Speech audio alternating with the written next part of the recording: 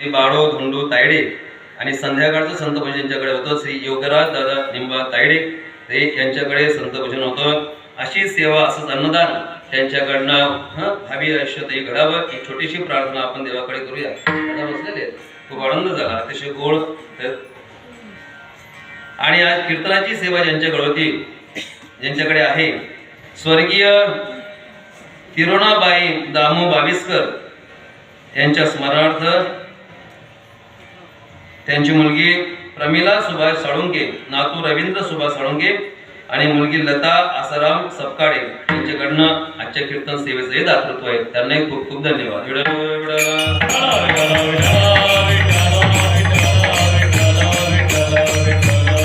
काय मंडळी, आपण सर्वजण सहकार्य करतात ना, म्हणून हा भक्ती उत्सव होतो या ठिकाणी संपन्न होत आहे. खरं तर सहकार्यातून उत्सव होत असतो.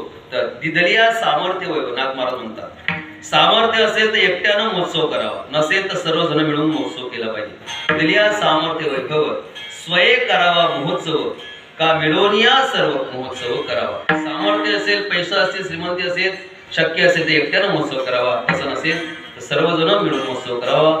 सर्व कंडारीकर सर्व एकत्रित येऊन हा देखणा उत्सव या ठिकाणी संपन्न करतायत. अनेक वर्षाची परंपरा या उत्सवाला चालू आहे. हा उत्सव असा दीर्घकाळ टिकावा याकरता लागणाऱ्या अपेक्षा व्यक्त करतोय. अभंगाचं चिंतन करण्याचा छोटासा प्रयत्न